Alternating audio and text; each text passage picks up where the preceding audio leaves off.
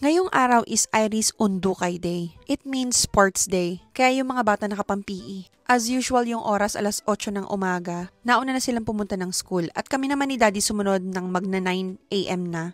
9:00 kasi yung start ng event. Medyo nagpalit pa kami ng konti nito kasi ang sabi daw ng isang nanay pwede daw 9:30.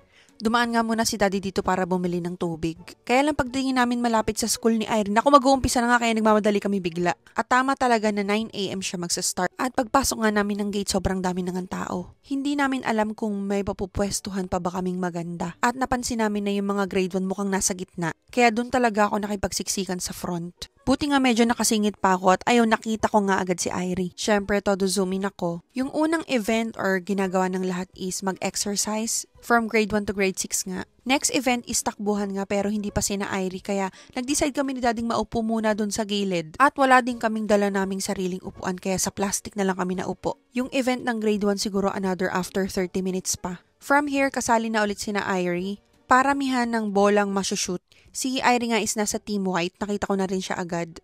Pero sumayaw muna sila. Nakatalikod lang yung anak ko sa akin. At sa sobrang layo, ito lang yung kinaya ng super zoom in ng cellphone ko. Kaya pala yung ibang parents may mga dalang mga awesome na camera. At yung iba meron pang dalang telescope.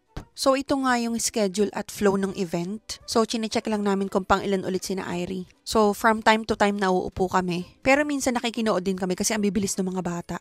At nahanap ko na naman si Irie na mas malapit kasi nasa standby area sila. Napansin ko dito hinahanap niya talaga si Mami at nung nakita niya ako, tuwang-tuwa siya. Pina-standby na sila dito kasi sila na yung sunod na tatakbo. Nagpaalam nga ako dun sa bata na sabi ko dun muna ako sa harapan para makita ko siya. It's Irie's turn na para tumakbo kaya lang ang hirap makinood.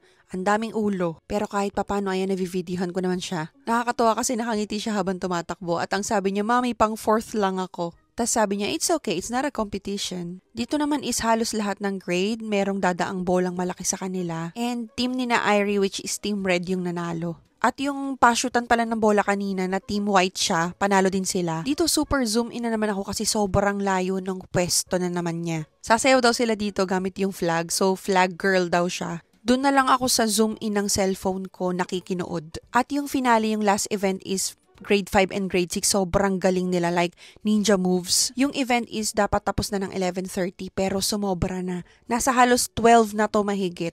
Naglabasan na nga sila papunta na sa kanilang classroom at nakita ko si Irie, sabi ko, congrats and wait namin siya dito sa labas mamaya pag uwi. At yung iba naman mga bata, kanya-kanyang dala na ng mga upuan. Sina Irie hindi pa pwede, ayan.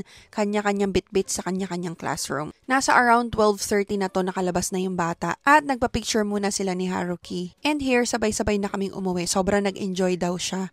At sabi niya, Mami, napanood mo ba ako? By the way, nagulat kami sobrang aga ng undukay ni Irie. It's May. Before kasi, October sila, tas yung iba daw is August. Pero I think ito talaga yung perfect month kasi hindi pa sobrang init, hindi rin sobrang lamig. So that's it. Thanks for watching. Bye!